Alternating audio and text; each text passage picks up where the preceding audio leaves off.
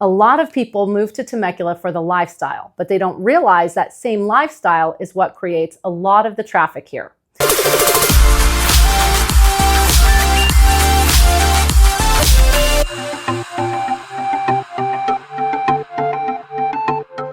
Welcome back to Love to Live in the Temecula Valley. I'm Catherine Materiali. A lot of people move to Temecula for the lifestyle, but they don't realize that same lifestyle is what creates a lot of the traffic here. And that's one of the biggest things people moving here are trying to figure out. Because Temecula is different from a lot of surrounding cities. This isn't just a place where people live, it's also where people come to visit.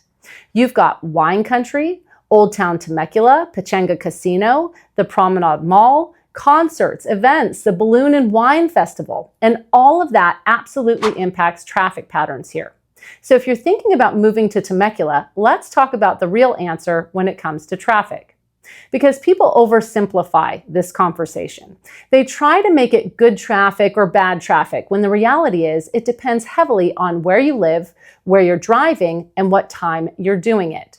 And that's the part people usually don't understand until after they move here. Now, if you're commuting on the 15 during peak hours, yes, you're going to deal with traffic. That's just part of living in a growing area.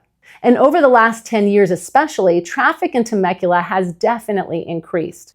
When I first moved here, driving south through Temecula was much easier than it is now. Today, especially on Fridays and weekends, you'll absolutely feel more slowed down moving through Temecula because everything people are coming here to do. You have visitors coming from San Diego, Orange County, LA, and surrounding cities to go to the Promenade Mall, Wine Country, Old Town, and Pechanga. And all of that traffic tends to concentrate around the areas like Temecula Parkway, Rancho, California Road, and Winchester Road. Now, I do think it's important to put this into perspective. Compared to somewhere like Orange County, LA, or San Diego, it still feels significantly more manageable overall. But if you're someone who wants completely empty roads all the time, this probably isn't going to feel like that, especially during commuting hours and on Friday nights and weekends. And this is where understanding the side streets really changes your experience living here. Because most people naturally end up using the major roads like Temecula Parkway, Rancho, California, and Winchester. But those roads also have a lot of traffic lights and a lot of people trying to get to the same places. So locals tend to utilize other connector roads that help relieve some of that stress. Roads like Inez can help you avoid portions of Winchester. If you're heading east, roads like Rancho Vista or Paba can help you move around some of the heavier traffic areas. And then you've got roads like Margarita, Meadows Parkway, and Butterfield Stage that run north and south and help you connect back to the main arteries more efficiently. So it's not necessarily about avoiding traffic completely. It's about understanding how to move through the city in a way that feels easier and less stressful. This is the kind of stuff that can make a huge difference when you're moving to a new area. That's actually one of the reasons I created my Temecula Valley Happenings with Catherine newsletter, because people moving here are often trying to figure out not just where to live, but what everyday life actually looks like here. So if you're researching the area, I'll put that below for you too. And if this kind of insight is helpful as you're researching the area, make sure to hit that like button and subscribe so you can get all of the updates we bring every week on what it's really like to live here. Another thing that really helps is understanding timing.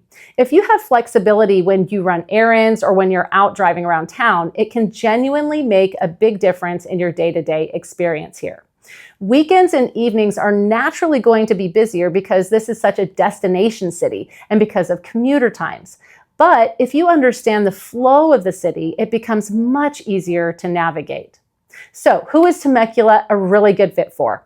If you love having things to do, restaurants, wineries, events, entertainment, shopping, and a more active atmosphere, Temecula can be an incredible place to live. But if you're looking for a quieter environment with less weekend activity and less destination traffic, there may be certain parts of Murrieta or surrounding areas that fit you better. Because the trade-off here is lifestyle. You're getting access to so much more entertainment and activity nearby, but that also means other people want to be here too. So if you're trying to figure out whether Temecula is the right fit for your lifestyle, the question isn't just how bad traffic is, it's whether the lifestyle here matches what you want to do day to day. And if you're thinking about making a move and want help figuring out what areas would actually make sense for your commute, your schedule, and your lifestyle, you can text or email me anytime. I'm happy to walk through it with you so you don't end up in the wrong spot.